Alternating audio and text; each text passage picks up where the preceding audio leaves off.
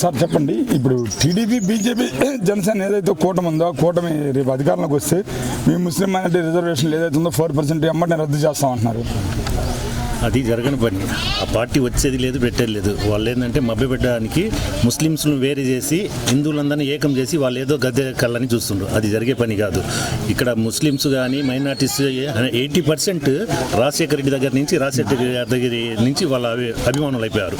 Reservation పెట్టకముందు నుంచి వాళ్ళ అభిమానం. ఆ అభిమానం చూసి రాజశేఖర రెడ్డి గారు మాకు ఒక గుర్తింపు తెచ్చి ఒక 4% రిజర్వేషన్ ఇచ్చి మా ఎక్కడ వెనకబడ్డ వాళ్ళను మాకు తెచ్చి ఈరోజు మంచి మంచి ఉద్యోగాలు మంచి మంచి స్థాయిలో ఎదుగుతుండ్రు. అలాంటి వాళ్ళకు మేము ఎప్పటికీ వాళ్ళ నమ్మము. ఎవరు మారరు, వాళ్ళ మాటలు నమ్మరు. కానీ నెక్స్ట్ వచ్చే పార్టీ మనదే, వైఎస్ఆర్ పార్టీ వస్తుంది.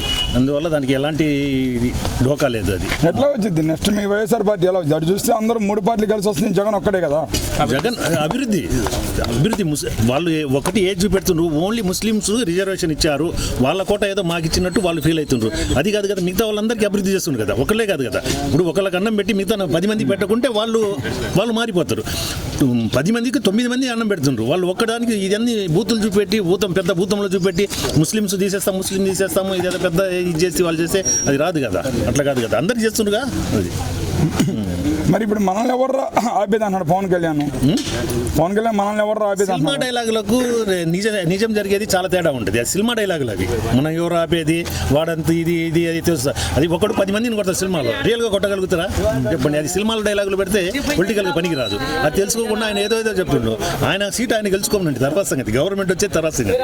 ఆయన సీట్ ఆయన గెలవమనండి. అది కానీ చంద్రబాబు నాయుడు 14 సంవత్సరాలు ముఖ్యమంత్రిగా చేశాడు. నేను వస్తే ప్రజలకు ఇది చేస్తానని ఏదైతే ఉందో ఈ హామీ ఇస్తాననుకున్నా. తెలుగుదేశం పార్టీకి ఓట్లు లేకపోతే ఇళ్ళలో మీ భర్తలకు అన్నం పెట్టద్దు, ఓట్లు వేస్తానే పెట్టనని చెప్పేసి అంటున్నాడు. జనాలు ఇంత ముందు అలా కాదు, ఏదో పెడతామంటే ఆశపడి వచ్చేటోళ్ళు కాదు. ఇప్పుడు పెట్టేటోని మర్చిపోదు. ఇతనేది నేను వస్తే పెడతానంటుండు. నువ్వు ఉన్నప్పుడు పెట్టావా? పెట్టలేదు కదా. ఇతని రాకముందు పెడతానే ఉన్నాడు. పెట్టినోని మర్చిపోరు కదా. అన్నం పెట్టించైనా ఎవరు మర్చిపోరు. అందుకోసం ఆయన ఏమంటున్నాడు, 14 ఏళ్ళు నేను పెడతా అన్నాడు. ఒక్క హామీ నెరవేర్చిండా? నెరవేర్చలేదు.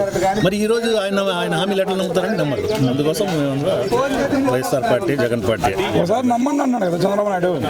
14 ఏళ్ళు కదండి, 14 ఏళ్ళు చేసాం. ఇప్పుడు 3 పర్యాయాలు చూసాం. ఆయన 3 పర్యాయాలలో ఇప్పుడు 1, 2, 3 ఇంకా 3 తర్వాత ఇంకా 4 పర్యాయం ఇంకేం చూస్తామండి? ఇంకా 4 ఇంకా తొక్కడానికి, ఇంకా ఉన్న వాళ్ళని తొక్కడానికి, అంతేగాని ఇంకా వేరేదేం లేదు.